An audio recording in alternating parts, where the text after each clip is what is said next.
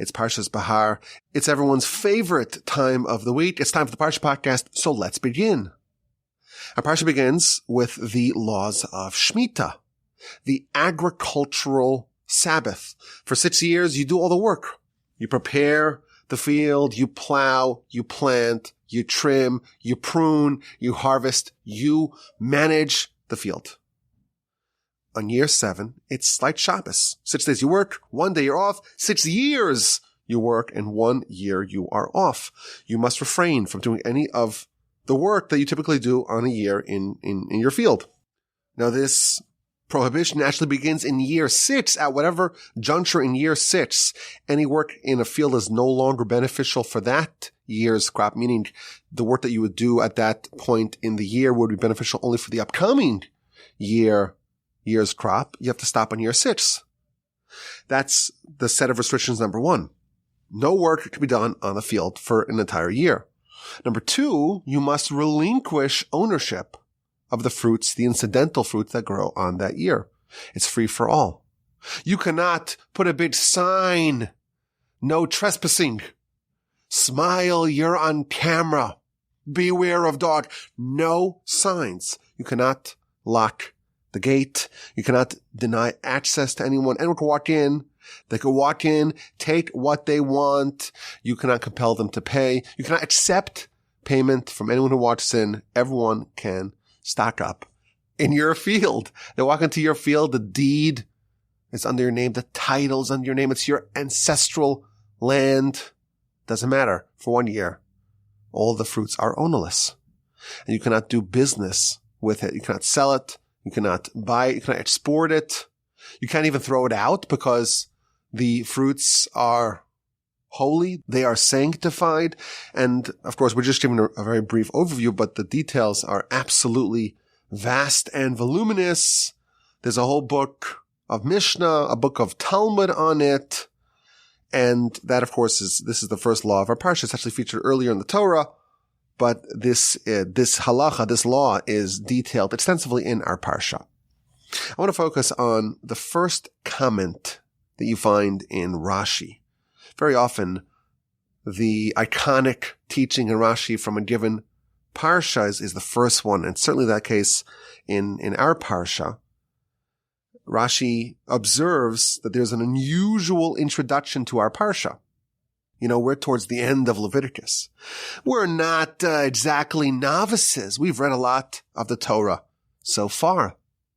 And we know the Jewish people in the beginning of the book of Exodus, they were in Egypt and they left. They have the miraculous Exodus and they end up in Sinai, by Mount Sinai.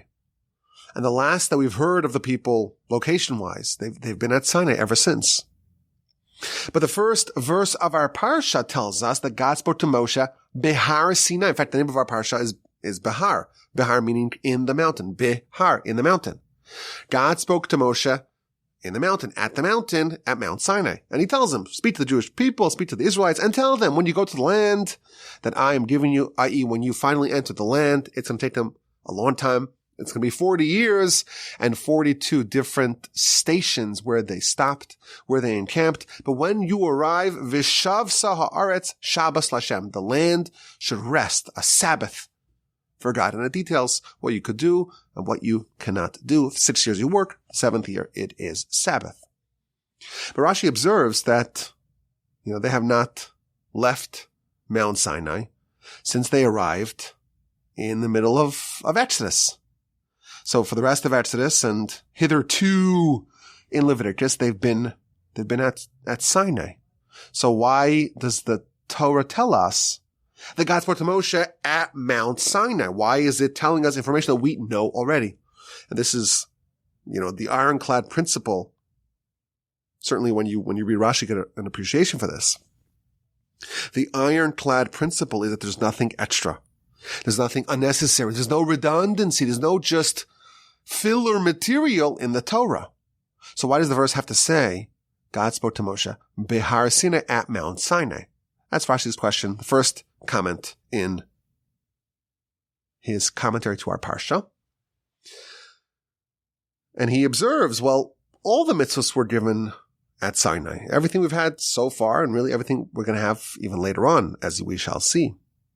All the mitzvahs were given at Sinai. So why is this mitzvah, the mitzvah of Shemitah, the mitzvah to have the land lay fallow, the agricultural Sabbath? Why, for this mitzvah, do we get this introduction, this preamble? God spoke to Moshe, Behar Sinai, at Mount Sinai.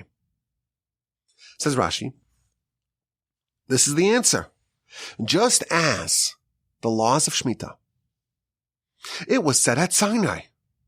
Not just the general law, but the principles and the details and the minutia, everything was said at Sinai. So too, all other mitzvos, even the ones that we don't know for sure were said at Sinai, for example, the new mitzvos that are introduced in the book of Devarim, the mitzvahs that we first find out when we are in other places, like primarily in the plains of Moab, the last station where the nation encamps. There are mitzvahs that we read about only there. So you may have thought, Rashi tells us, you may have mistakenly assumed that maybe some mitzvahs were not conveyed at Sinai, they were conveyed later on. And in order to dispel that mistaken notion, we're told that the laws of Shemitah, all the laws of Shemitah, were all said at Sinai. And the technical legalese over here is that this is what's called a mamatzinu in the Talmudic lingo. If this is all conveyed at Sinai, this we know that for sure, then unless we have reason to say otherwise, we will assume that all mitzvahs are the same. Shemitah will be representative of all mitzvahs, and just as Shemitah we know for sure was conveyed at Sinai, so too all the mitzvahs we can assume were conveyed at Sinai. That's what Rashi says over here. That's Rashi's comment to the first verse of our Parsha, the first comment in our Parsha. And it seems like a very ancillary point. Don't make the mistake that some mitzvos were conveyed elsewhere.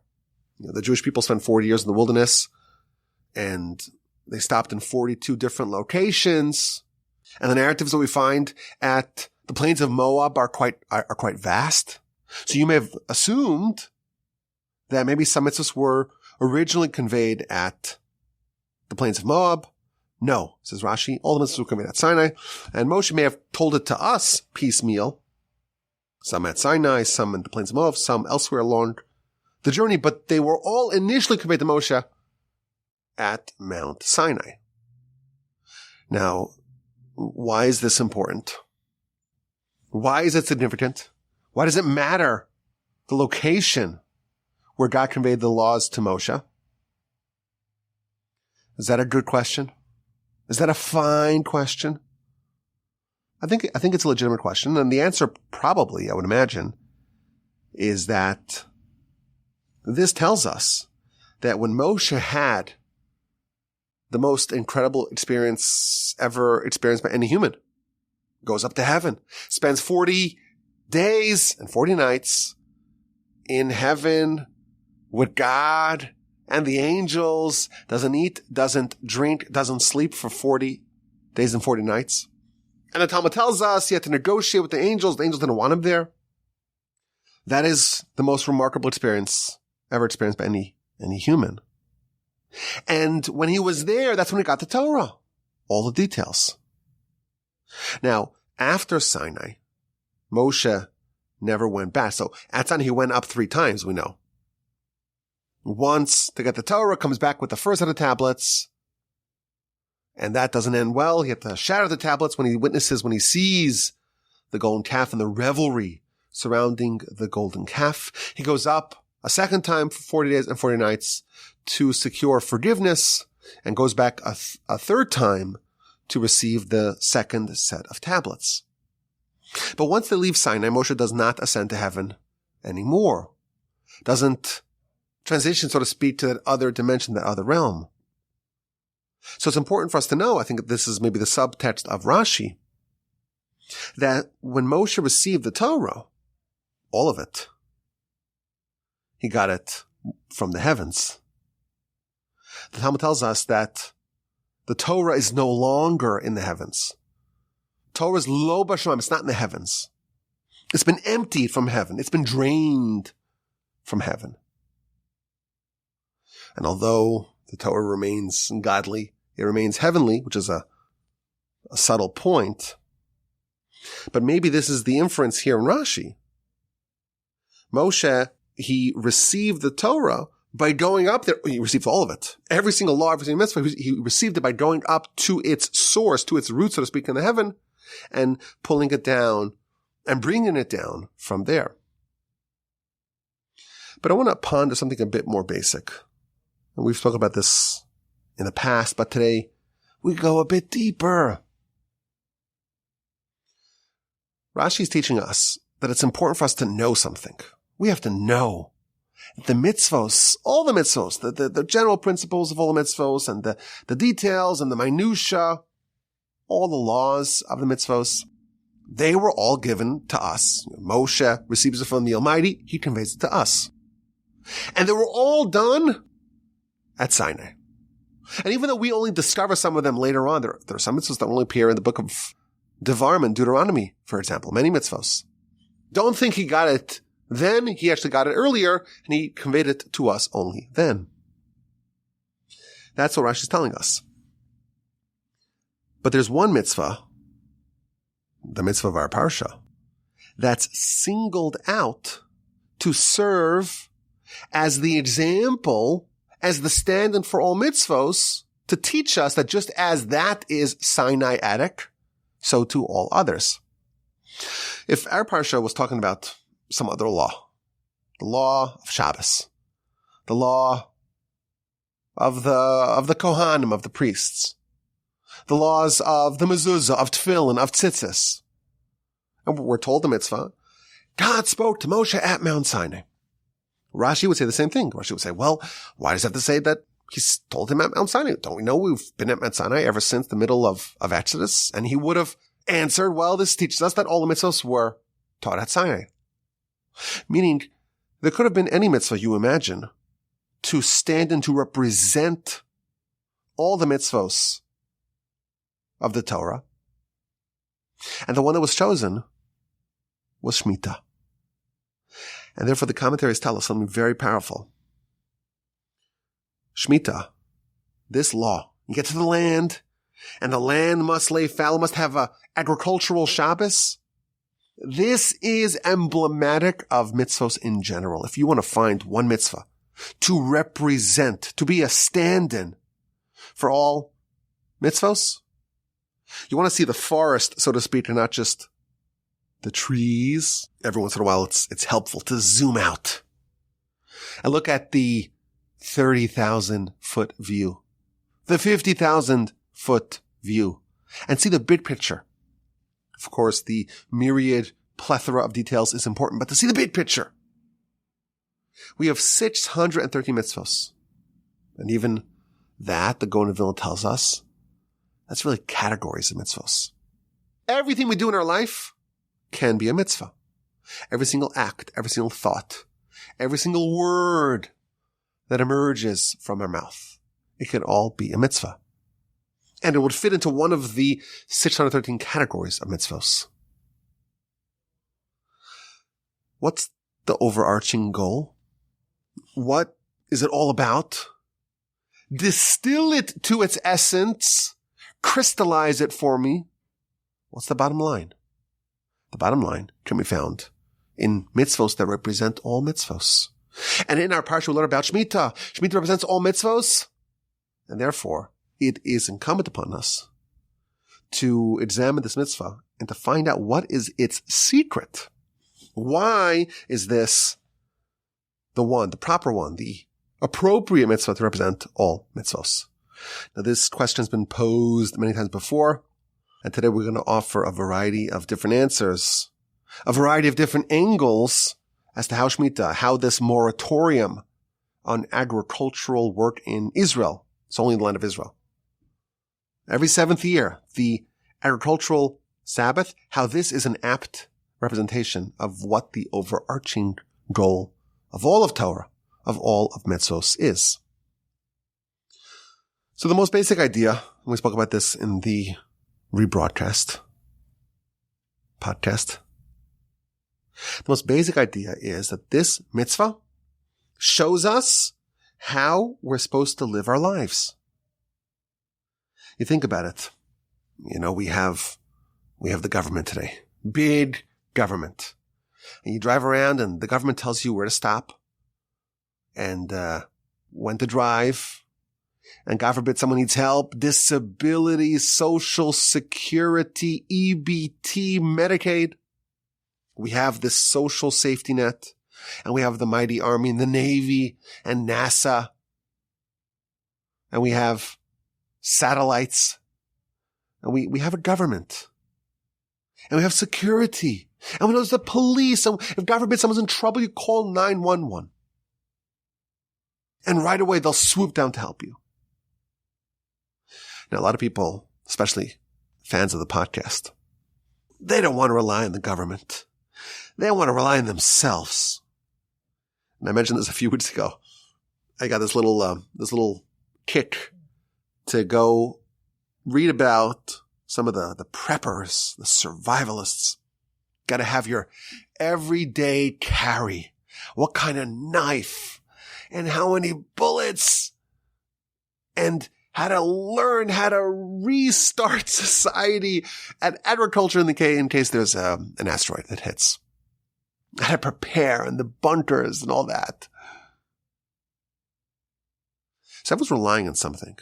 If you think about it, you rely on the companies that make your products and the companies that make your food and the big government, or you rely on yourself. But the truth is, the Torah wants us to rely only on God. That's it. Only on God. And really, all of Torah, it's about that. It's about to cease relying on anything that's not God. Anything that's not God, well, it's almost idolatry. The government, it's so strong, it's so powerful, what a mighty empire. If you rely on that to the exclusion of God, what does that say? You rely on yourself. We have to go to sleep at night. Just remember how feeble we are. For 8 hours, 6 hours, 5 hours, depends how many kids are up. You're lying comatose in bed, completely vulnerable. Why? Because the Almighty wants you to realize that you have to rely on God. You think about how nerve-wracking it is for someone who doesn't rely on God. How do I know that I won't die overnight with an aneurysm? How could you possibly go to sleep? Who's to say that you'll continue breathing at 3 a.m? You're not even awake. You're not conscious of it. Maybe you'll forget. Maybe your heart will cease operating. The end game is for us to rely on God. And we have a job. We're an accountant. We're a lawyer. We're a physician. We're a welder or a plumber. We have a job. And the job pays and there's good benefits. And God forbid you get fired, laid off. Get laid off.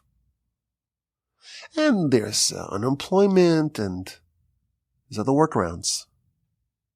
Hashem says, for a whole year, I want everyone, the whole nation, to stop working.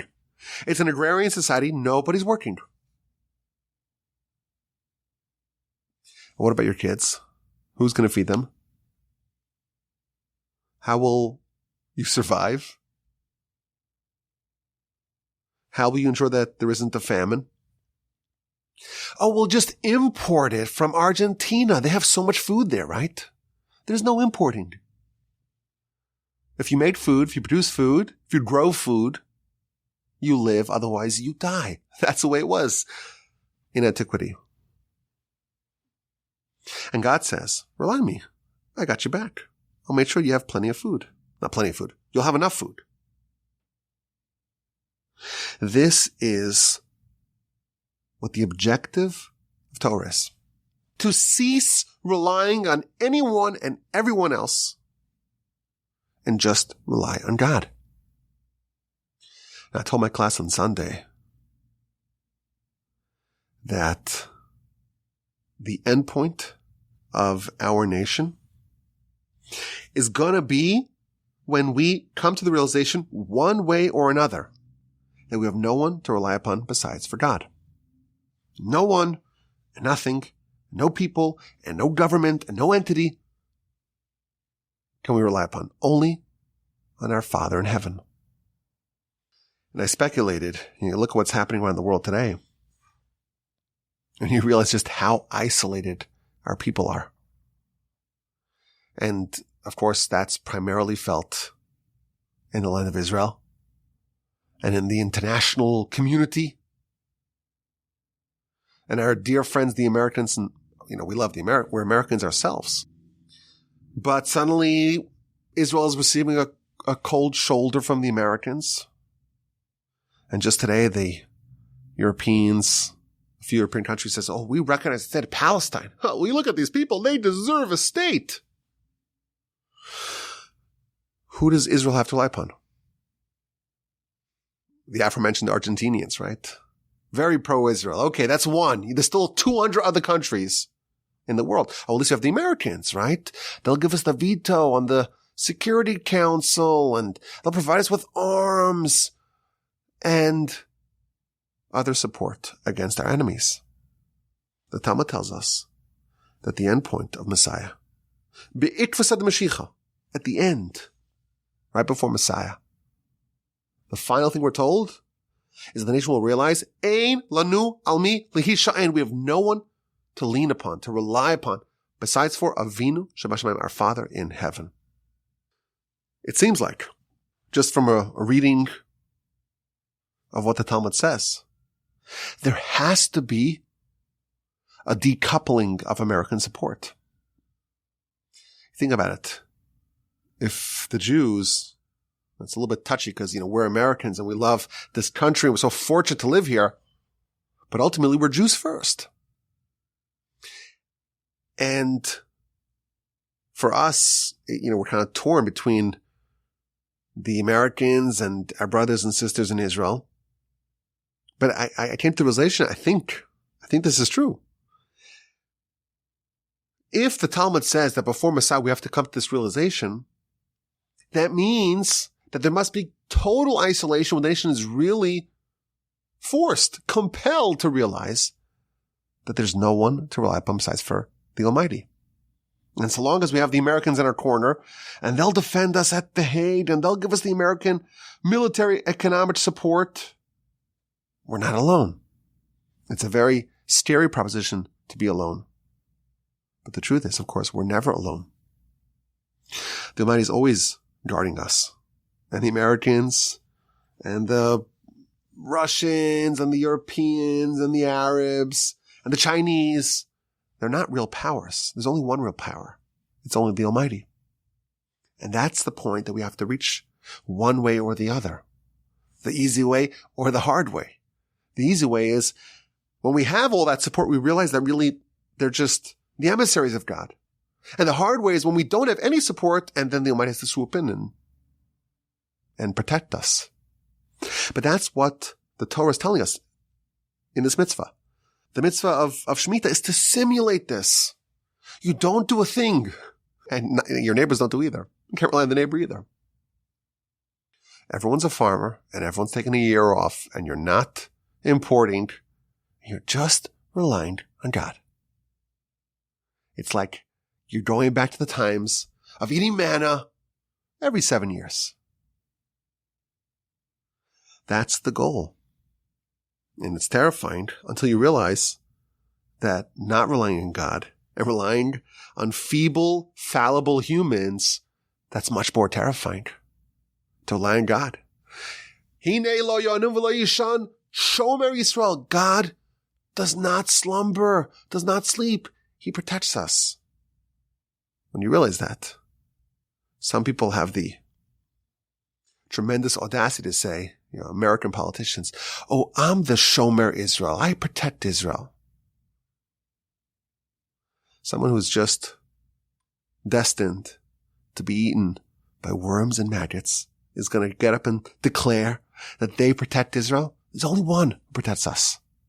The one who doesn't sleep and doesn't slumber and doesn't have any term limits or any checks and balances on his power. He's the only one. And it's hard for us to recognize that. And it's terrifying for us to recognize that until we realize that actually that's the only thing that can give us peace and security and stability and comfort. And that's what we're trying to do with this mitzvah. And if we're going to choose any mitzvah to be representative of all the mitzvos, this is a very, very good one. Because all the mitzvos are trying to get us to realize that. And I want to take this a bit further. We'll add a wrinkle. The Midrash tells us, citing a verse in Psalms, bless Hashem, his angels. Gibore koach, mighty ones of strength. Osei devaro, those who do his work. Lishmoa bekol devaro, those who hearken, who heed to the voice of his word. There are people who bless Hashem, and they are like angels. And the Midrash says, who are these people? Who are these angelic people who are so mighty in their faith, who do God's words, who obey, who heed God's words, who hearken to his voice? These are the ones who observe the Shemitah. If you think about it, what the Midrash is telling us is that this mitzvah, the mitzvah where a person says, I am not going to work and no one's going to work and will just be fed by God. That is an act of a person saying, I don't want to be a human, I want to be an angel. The angel doesn't worry. What's going to be with the economy, the macro economy and my stocks and my 401k? What's going to be with my job? What's going to be with my pension? What's going to be with my benefits? The angel just knows that you rely on God. And when the Torah is telling us to observe the Shemitah, it's telling us become an angel. Become an angel. And there was a time in history that the nation was on that level. That the whole nation were just veritable angels. The Talmud tells us, when the Jewish people said, Na'aseh v'nishma, we will do and we will listen. God says, okay, I have the most comprehensive agreement ever agreed upon by two parties. I'll give you the whole Torah and you commit yourself to it. And the nation says, okay, done, signed. Here, let me sign. But you don't want to hear the details? You don't want to know what it entails? It's gonna govern every aspect of your life. It's totally comprehensive. It's very serious. It can be tough. No, we'll just sign it. Na'aseh v'nishma, we will do and we will listen. We'll commit ourselves to it and we'll figure out the details later. Could you imagine trying to sell that to your lawyer? Oh, we're signing this 5,000 page contract. That's binding for life. Not just our lives, the lives of our children, grandchildren, for thousands of years. Should we read the fine print? Maybe it's like one of those bills that comes to Congress. Everyone has 24 hours to read 8,000 pages. No one reads it. They slip it in with these fancy lawyer talk. They get all the pork in, make sure everyone has their palms greased. I don't want to read it. I'll just sign. The Talmud says, when the Jewish people said, Na'aseh v'nishma, we will do and we will listen, God said, so to speak, as it were. Mi dila raz ze lebane, who revealed the secret to my children? Who told him this formulation, we will do and we will listen?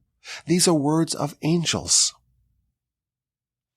The Jewish people at one time in history, they were angels. They understood that the Almighty would only give us the prescription, the tenets, the laws that are to our benefit. They understood that completely. And they said, we'll sign it. We don't need to know the details. We'll learn the details, of course, but we are in. When they did that, they acted like angels. And that was that sign of a very special time in history. The nation said, we'll listen, no due diligence needed. Now the Almighty is saying, you get to the land. And it's not a sign of revelation. You don't have all the pomp and ceremony, all the pageantry of Sinai. And you're not eating manna. And you don't have that memory of just a few weeks prior of the splitting of the sea, of the Exodus, of the death of the firstborn. Go to the land. Become farmers. And observe the Shemitah. If you observe the Shemitah, you're acting like an angel. You're channeling the sentiments that you expressed at Sinai. And therefore the Parsha begins. God spoke to Moshe, Behar Sinai, at Mount Sinai.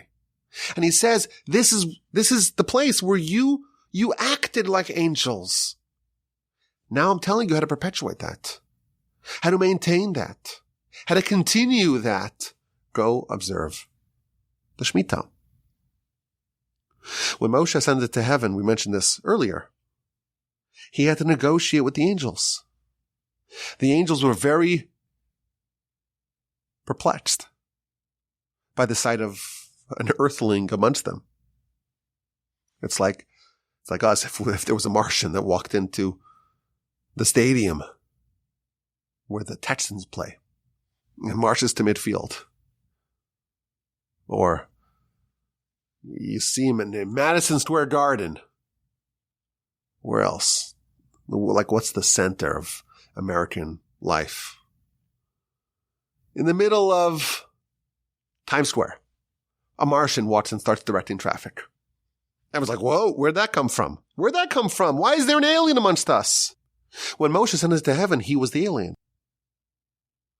And the angel said, why is there an earthling here? And the Almighty tells them, well, he's here to get the Torah. And that was way more perplexing. Wait a minute, the greatest treasure that you have, that you have been hiding in your treasure house for 974 generations before the creation of the world, and you want to give it to this alien? To flesh and blood? To someone born of a woman? To someone who has the capacity to be subjected to base nature and desire and instinct? Impulses governed by the Yetzer Hara? That's the argument of the angels. And the truth is, they are right. They are correct. Only angels are truly compatible with Torah. And the nation said, we will do and we will listen. They acted like angels. They ate manna, the bread of angels. They lived an angelic life, a life where they had only reliance on God. You have nothing in your pantry tomorrow. You're expecting a delivery from heaven. Well, they might say a parachute manna to your door. That's your plan. That's the plan. That's an angel. They said the Torah does not belong to humans. It's more appropriate to be here with the angels, and they're right. Only angels can become recipients of the heavenly Torah.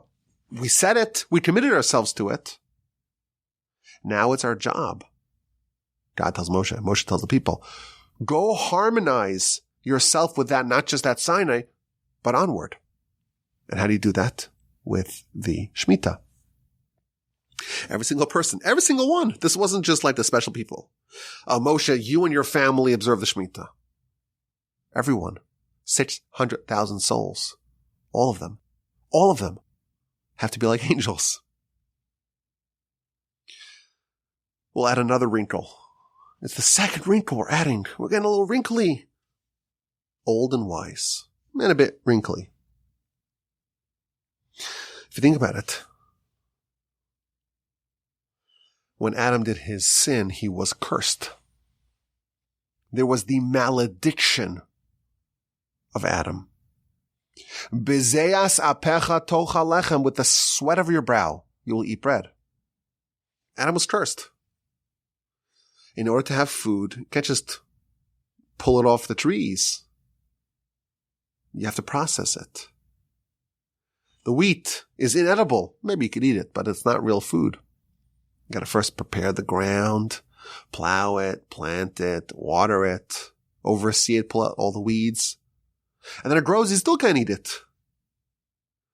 Gotta grind it and separate the chaff and turn it into flour and knead it and bake it. And only then you have bread. Bezei asapech, with the sweat of your brow, you'll eat bread. He's being told it's going to be a lot of work to get to that endpoint of eating bread. And what happens in Shemitah? Who's sweating? Who's sweating? No one's in the field. No one's plowing. No one's planting. No one's plucking any weeds. No one's harvesting. They may be sweating on other projects, but it's not on the field. And they survived. And they ate. In effect, the Shemitah is a suspension, a temporary moratorium on the malediction of Adam. So maybe it's not, you don't have to have as much food as you would have had otherwise, but you're able to circumvent, so to speak, the curse of Adam. You have the food without the sweat. And that I think is maybe another wrinkle of the objective of all mitzvos as manifested by the Shemitah. Now, my brilliant brother-in-law, Shmuley Botnick, he noted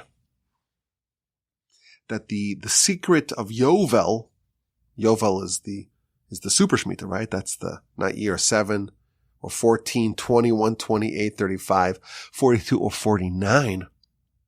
It's year 50, which is like a back-to-back Shemitah. Year 49, it's the 7th year, right? And it's also the last of this cycle. Year 50 is again a year where there can be no work done in the field. And the commentaries tell us that the secret of Yovel relates to Cain and Abel. And a couple of years ago, the year 5782, in the Parsha Podcast, which was re-released this week, we talked more about that. So my brother-in-law observed that the word Cain, the Hebrew name is Cain, which has the same root as kinyan, which means to acquire, something that you own, something that you acquire. Whereas the word Abel is Hevel, which means futility or dissociation. Yovel, when someone says, I'm not going to work in the field, I'm not going to own the field, I'm not even the field that I bought, I'm going to return, that is an act of Abel. It's an act of Hevel, an act of determining conclusively that our oversight, our mastery of the world is Hevel, is futility. If Cain is kinyan, is acquisition, it's ownership, it's asserting ownership, it's being territorial over our lands, Yovel is all about stamping out the vestiges of Cain from within us. So Adam has 2 sons before he's expelled from the garden, Cain and Abel. And Abel, unfortunately, is killed by his own brother.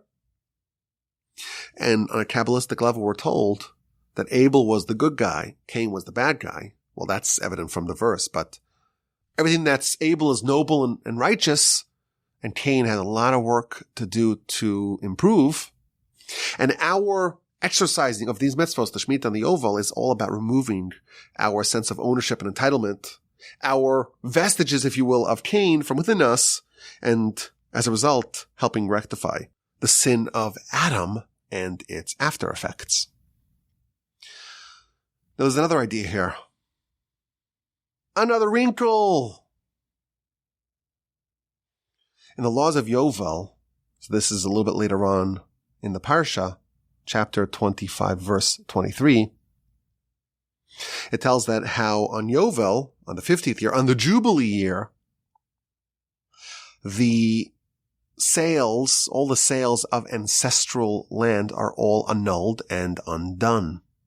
So if you sold a field to another person, you sold it in year 5 of the Yovel cycle, they could own it for 45 years.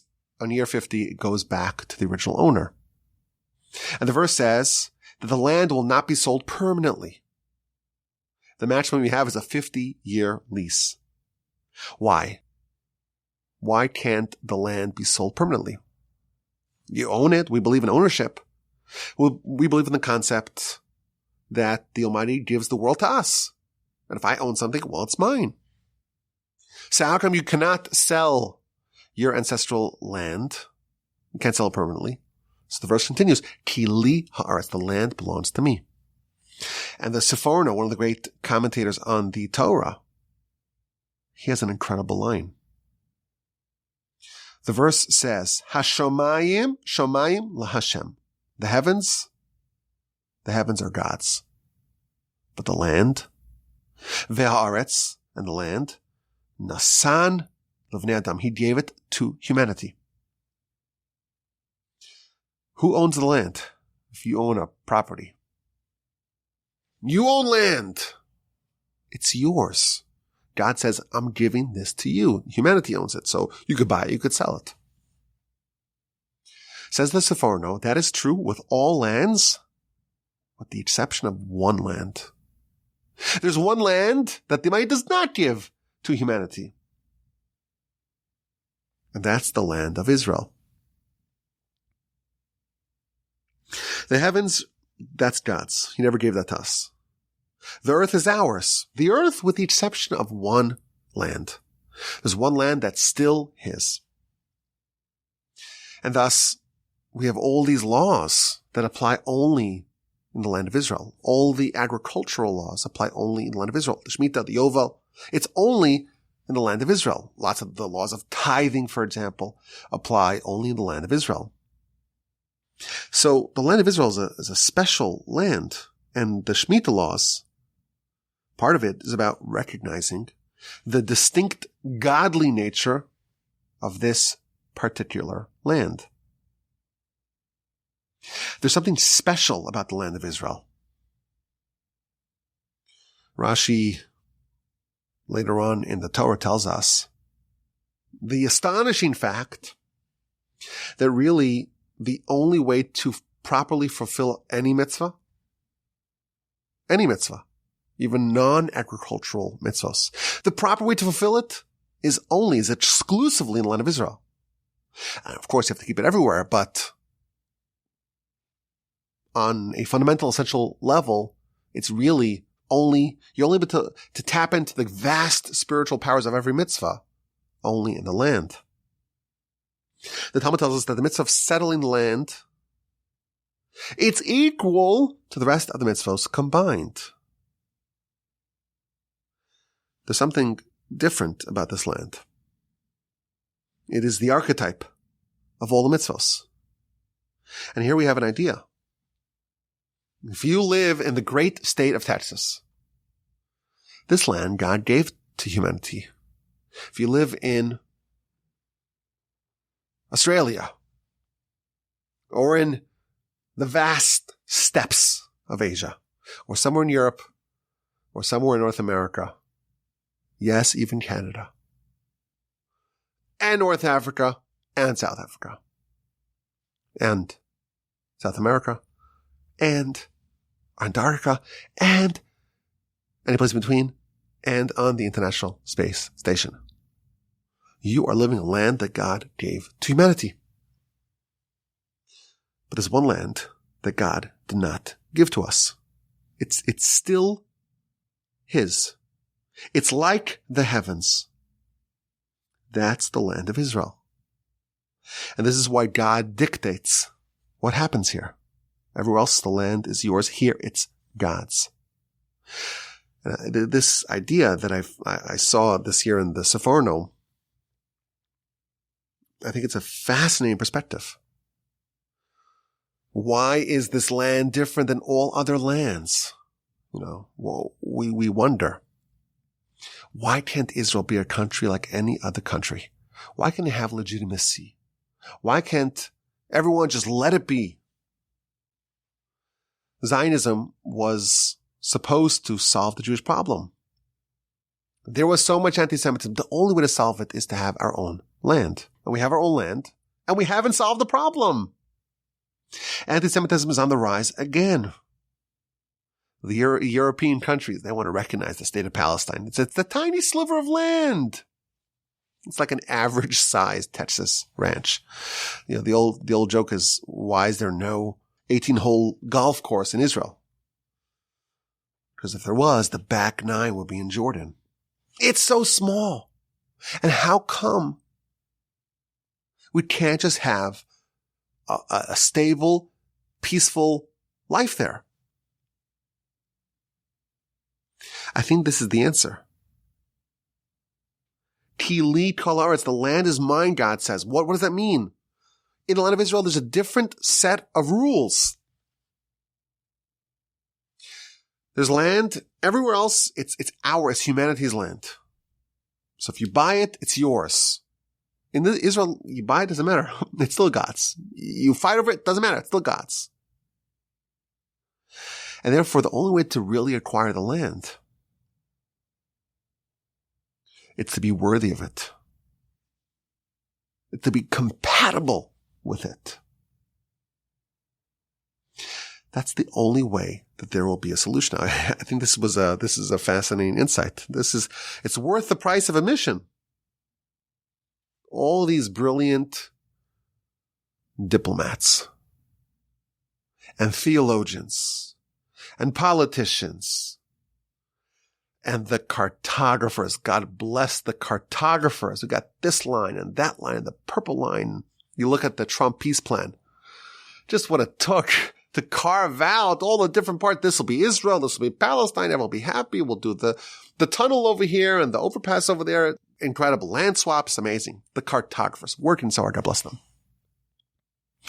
The only way there will be a solution is if a people, if a nation, if our nation says we want to be worthy of living in God's land. There used to be a joke that someone said, the Arabs don't want the Jews to have a state. If all the Jews got up and they moved to Madagascar, the Muslims will rise up and say, no, that's our fourth holiest site. That's the joke people used to say. I don't think it's true. I think if the Jews move to Madagascar, they'll be able to settle there. They'll do fine there. Maybe for other reasons, they won't do fine there, because ultimately the nation has to be back in the land.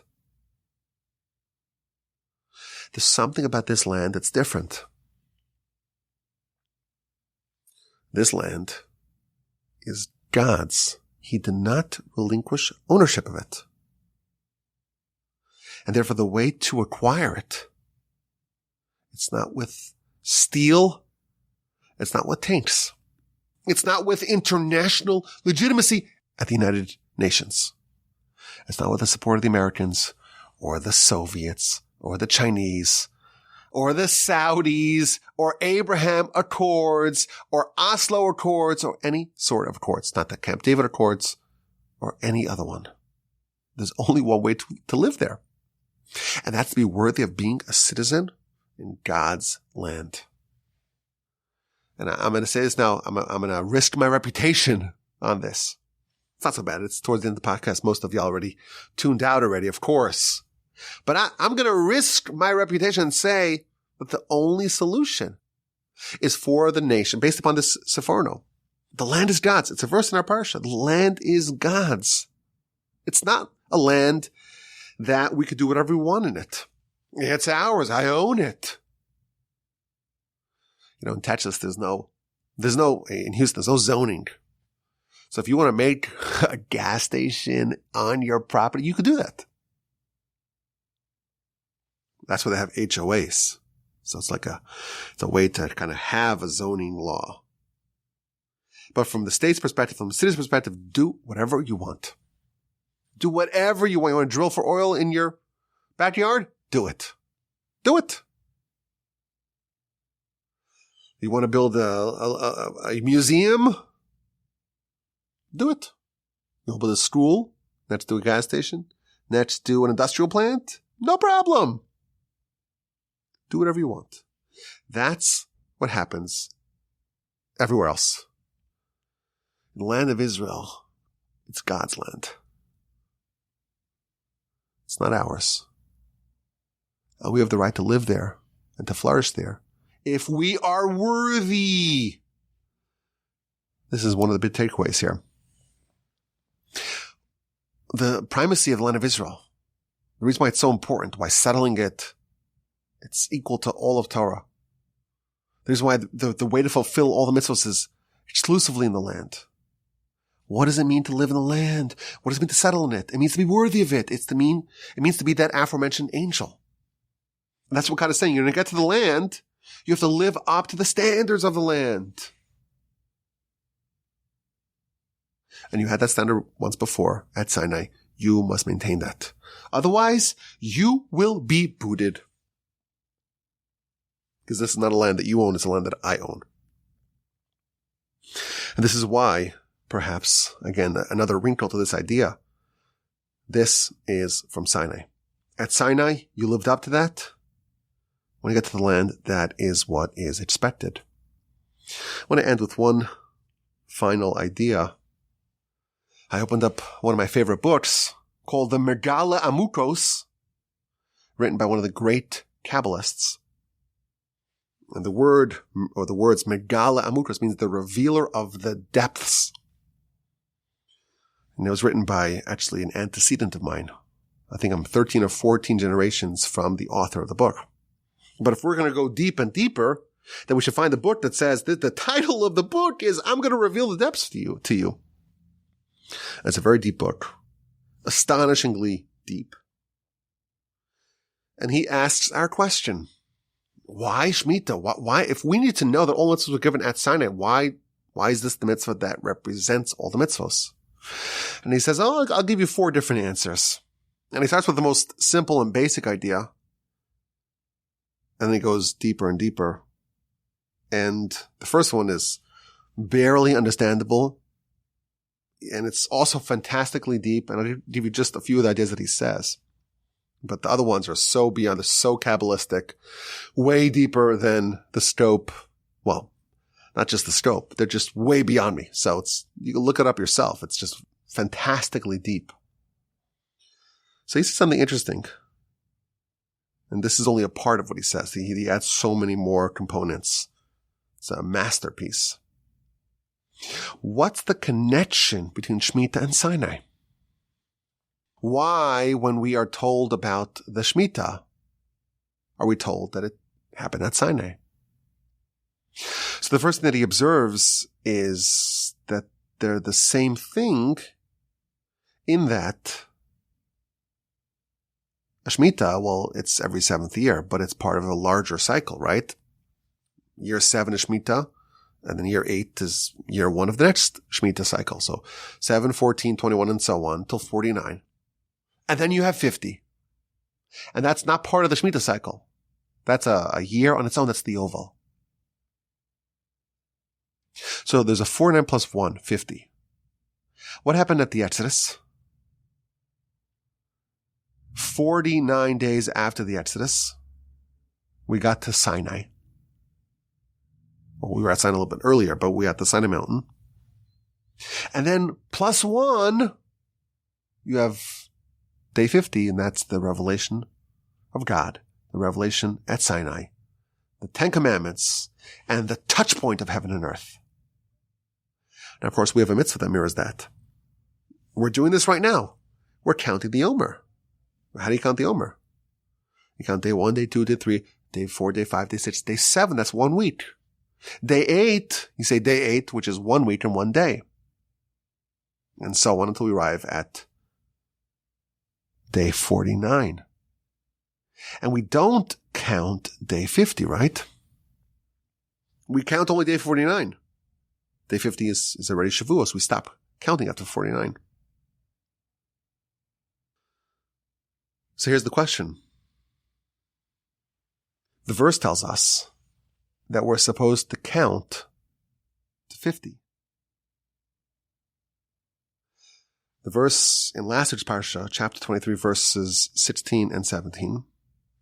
You should count from the 2nd day of Pesach, 7 full weeks. And then the verse says, Tisbru chamishim yom. You're supposed to count 7 weeks of 7, and then count 50. Yeah, we only count 49. So what he explains that this is a very, very common idea in the Kabbalistic literature. There are 100 gates. When Isaac, he acquired some land, and it became known as Mea Sha'arim, 100 gates. And there are 50 negative gates and 50 positive gates. And if someone gets to negative 50, they're done. They've reached the point of eternal destruction. They are at the point of no return. And we're told that the Jewish people in Egypt, they could not stay even a second longer in Egypt because they were on the brink. They were on the precipice of level 50 of impurity. And had they fallen over past the cliff into level 50, they would have been destroyed and lost forever. And then with the Exodus, they're brought back to parity. And they spent 49 days each day climbing one rung of holiness. So for 49 days, they're climbing, and they reach the peak on Shavuos. They reach level 50. They have this touch point with heaven. But level 50 is really beyond us, because that's a total transformation to a different dimension. And even at Sinai, you recall, the mountain was cordoned off. If you came too close to the mountain, you would die. Why? The truth is, the nation, they are on day 50, but they're really not on level number 50. And therefore, they cannot get too close to the mountain. Now, level 50 is a complete mystery. It's completely beyond us. And therefore, when we simulate this, we count the Omer, we count only 49. Maybe there will be a point in history that we're able to actually have a touch point with level 50. And that's the secret of the Yovel. Here's a trivia question. Where does the word Yovel first appear in the Torah? So you may think, well, the first time we've heard of the Yovel, it's now, right? The Jubilees, it's only now, right? But the answer is no. It's in chapter 19 of Exodus, verse 13, when the verse is talking about not getting too close to Mount Sinai before the sign of revelation. Lo siga bo, don't touch it. Don't touch the mountain, because you will die. If a man touches it, if an animal touches it, they will die. When could you ascend the mountain? Bimshoch hayovel, when the Yovel blast happens, then you shall ascend the mountain. Now, what does this mean? What does the Yovel mean in this context? So a Yovel, it's also a ram's horn. So after Sinai, there was a blast of a shofar from a ram's horn. And that was a sign, that was a signal that the Shekhinah, that the divine presence has departed. And once the divine presence departs, it's okay to touch the mountain. Isn't this a fine coincidence that the name of the ram's horn is Yovel? It's a coincidence, right? Of course not. The Megal Mukus is telling us Yovel is level 50. At Sinai, we're on level 49, and there's something happening past the border where it's cordoned off on the mountain that it's a level 50 experience.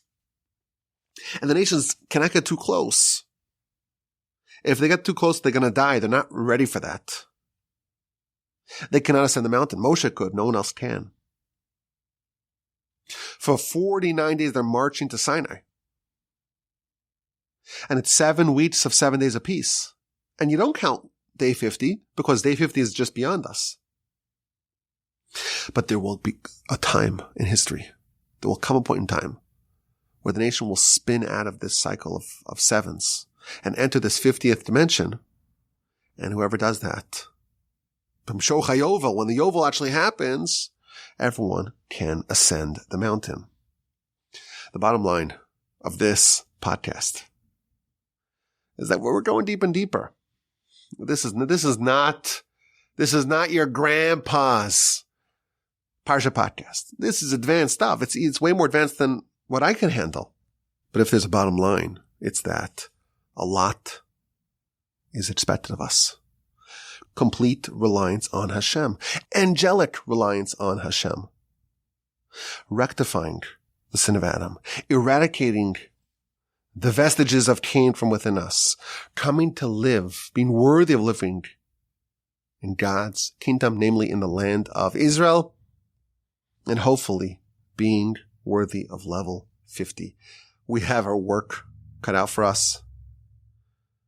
The Shemitah, in its many dimensions and facets, is a microcosm of what it's all about.